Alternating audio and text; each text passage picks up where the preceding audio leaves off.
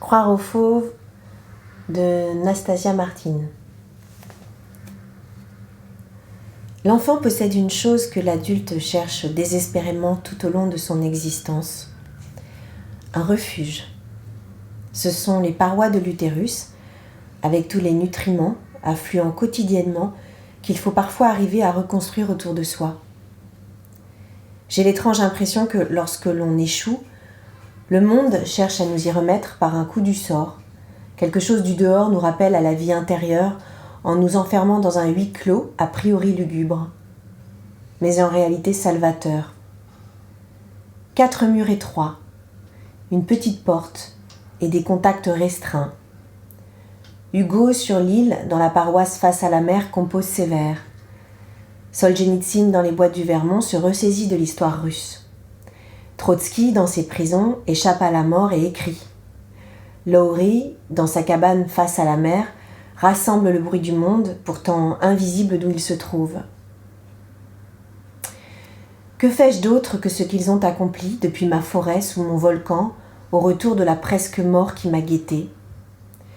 Que fais-je d'autre qu'oser un pas de côté pour mieux voir les signes qui pulsent en moi et qui annoncent l'époque, ses contradictions, sa fureur, sa tragédie et son impossible reproduction. J'ai vu le monde trop altère de la bête, le monde trop humain des hôpitaux. J'ai perdu ma place, je cherche un entre-deux, un lieu où me reconstituer. Ce retrait-là doit aider l'âme à se relever, parce qu'il faudra bien les construire, ces ponts et portes entre les mondes. Parce que renoncer ne fera jamais partie de mon lexique intérieur. Il est 5 heures du matin. J'entends Daria qui souffle sur les braises pour rallumer le feu. Je me lève de ma couche enroulée dans une couverture. J'enjambe le corps des garçons allongés sur les pots par terre. Je m'assieds sur le petit tabouret à côté d'elle, face au poêle. Nous attendons en silence. L'eau frémit enfin. Le thé brûlant réchauffe nos corps. Puis elle lève les yeux vers moi, elle sourit dans la pénombre, un sourire sobre et timide, un sourire plein d'amour. Elle chuchote. Parfois, certains animaux font des cadeaux aux humains.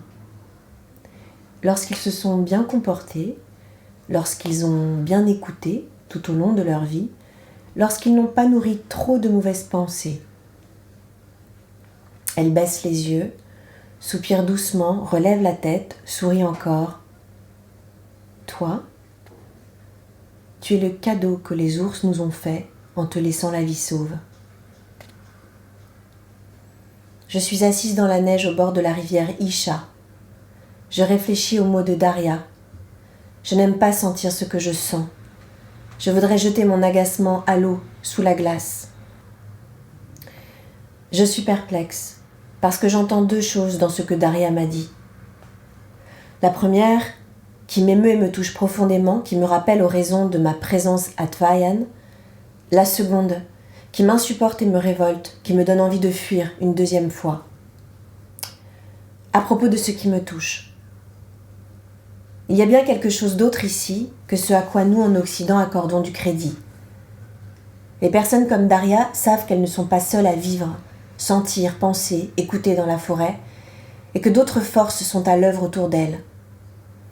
Il y a ici un vouloir extérieur aux hommes, une intention en dehors de l'humanité. Nous nous trouvons dans un environnement socialisé en tout lieu parce que parcouru sans relâche, aurait dit mon ancien professeur Philippe Descola. Il a réhabilité le mot animisme pour qualifier et décrire ce type de monde. Moi et d'autres l'avons suivi corps et âme sur ce chemin. Dans la phrase « Les ours nous font un cadeau », il y a l'idée qu'un dialogue avec les animaux est possible.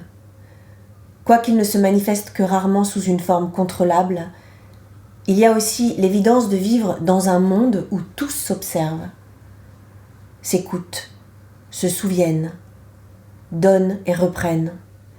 Il y a encore l'attention quotidienne à d'autres vies que la nôtre. Il y a enfin la raison pour laquelle je suis devenue anthropologue. Pourquoi tu veux vivre avec nous ? Daria m'avait demandé quelques jours après notre première rencontre. Pour ça, j'avais dit. Parce qu'il y a de très anciennes formes qui n'ont pas disparu, et parce qu'avec vous, elles sont actualisées. Mais ce n'est pas tout, et c'est là que le bas blesse. À propos de ce qui me révolte donc. Lorsque Daria dit que les ours, en me rendant saine et sauve au monde des humains, leur ont fait un cadeau, l'ours et moi devenons une fois de plus l'expression d'autre chose que nous-mêmes. L'issue de notre rencontre parle aux absents, parle des absents. Je me creuse la tête en essayant de voir l'eau qui coule sous la glace. C'est difficile parce que la couche est épaisse. Je me dis, un ours et une femme, c'est trop gros comme événement. Trop gros pour ne pas être réassimilé illico dans un système de pensée ou un autre. Trop gros pour ne pas être instrumentalisé par un discours particulier ou en tout cas s'y intégrer. L'événement doit être transformé pour devenir acceptable. Il doit à son tour être mangé puis digéré pour faire sens. Pourquoi ? Parce que ça est trop terrible à imaginer. Parce que ça sort du cadre de l'entendement, de tous les cadres, même ceux des chasseurs évènes au fond d'une forêt, au Kamtchatka. Puisque c'est ainsi, puisque je vais nécessairement être forcée dans le cadre des uns et des autres, comme un triangle dans un rond, ou un rond dans un carré, il faut que moi, pour ne pas devenir le carré ou le rond que je ne suis pas, j'arrive à suspendre mon jugement. Car c'est pour moi qu'il a surgi, c'est pour lui que je suis apparue. C'est dur de laisser flotter le sens, de se dire « je ne sais pas tout au sujet de cette rencontre, je laisse les desiderata présumés du monde des ours de côté, je fais de l'incertitude un cadeau ». Ce qu'il faut, c'est donc réfléchir autour des lieux, êtres et événements, protégés du nombre et entourés d'un vide, à la croisée de ces nœuds d'expérience que les schémas relationnels échouent à englober, ne parviennent pas à structurer. Voilà notre situation actuelle à l'ours et à moi, être devenu un point focal dont tout le monde parle, mais que personne ne saisit. C'est précisément pour cette raison que je ne cesse de trébucher sur des interprétations réductrices, voire triviales, si aimantes soient-elles, parce que nous sommes face à un vide sémantique, à un hors-champ qui concerne tous les collectifs et qui leur fait peur.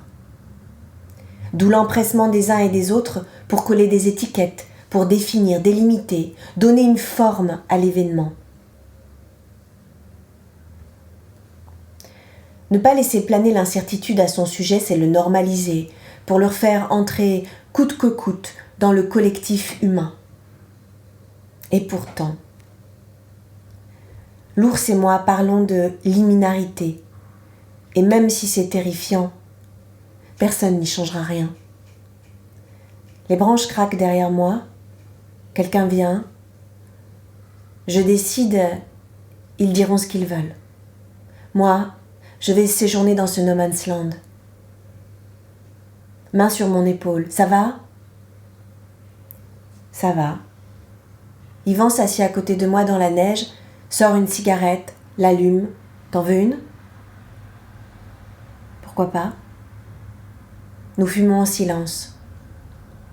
Tu pensais à quoi ? Je ferme les yeux. Je n'arrive pas à aligner 2 mots, alors que je bouillonne depuis tout à l'heure. Et puis d'un coup, ça me tombe dessus. Je baisse la tête, me cache le visage dans les genoux. Des larmes commencent à rouler sur mes joues. Bientôt, c'est un torrent qui s'écoule. Je sens mes os qui craquent, mes dents qui cassent, l'emprise de la mâchoire qui se desserre, et c'est insupportable, le goût du sang qui afflue dans la bouche. Ah ! Je gémis entre 2 sanglots. Yvan soupire, enroule son bras gauche autour de mes épaules, sort une cigarette de sa poche droite en se contorsionnant. Flamme, fumée. Tu le revois ? Il demande. Ouais, tout. La scène qui repasse en boucle. Pas agréable du tout, je réponds. J'essuie mes larmes, je me dégage de son étreinte. Le flashback est en train de disparaître de derrière mes yeux. J'expire bruyamment. Viens, on va boire le thé, t'es gelé. Il jette sa cigarette sur la glace, me prend le bras pour m'aider à me relever. Nous tournons le dos à la rivière, nous rentrons. J'ai l'estomac plein de viande de renne, je me sens bien. Il fait une chaleur presque insupportable, mais c'est toujours comme ça. Le soir avant de dormir dans les cabanes en hiver, il faut charger le poêle pour la nuit. Je suis allongée dans le noir, sur une peau de renne mais sans couverture. Les garçons sont à droite par terre sur d'autres peaux. Daria co-assise à côté de moi. Natacha et Vassia, sa fille et son gendre plus âgé qu'elle, il a 70 ans, sont arrivés tout à l'heure. Ils sont en train de préparer leur couche près du feu. Polovaya, Jean, aime à dire Ivan, en riant, pour évoquer la vie à même le sol. Je repense à tout ce qui s'est passé plus tôt aujourd'hui. Les bruissements du coucher me bercent. Je stagne dans un demi-sommeil. Et brusquement un voile se lève. Je rouvre les yeux, je vois le fauve qui se met en travers de mon chemin. Il me voit lui barrer la route. Tout est dans ce regard échangé qui préfigure ce qui va arriver. Vu comme ça, c'est presque évident. Je souris pour moi-même. Je peux bien nous accorder ça, je me dis. Le fauve mord la mâchoire pour rendre la parole. Sur cette dernière pensée, le sommeil m'emporte. Des chevaux galopent dans la neige, ils sont nombreux, une centaine peut-être. Je suis seule au milieu de la toundra. Ils fondent sur moi, un nuage de neige s'élève, je suis aveuglée, je ferme les yeux, je me prépare à l'impact. Cela n'arrive pas. Je sens leur souffle passer à droite, à gauche, encore et encore, puis plus rien. Je me retourne. Le nuage blanc s'éloigne et disparaît. J'ouvre les yeux. La respiration des garçons est constante, il fait encore nuit. Daria est allongée près de moi, elle m'observe, les yeux ouverts. « Tu as rêvé ?» Elle chuchote. « Oui. Qu'as-tu vu cette fois ?» Des chevaux, des centaines de chevaux dans la neige. « Bien, » elle dit. « Les chevaux, c'est toujours bon signe. Ils ne sont pas loin, ils te parlent. » Ils n'ont rien dit, je réponds. Ce n'est pas avec des mots qu'ils parlent, parce que tu ne les aurais pas compris. Si tu les as vus, c'est qu'ils te parlent.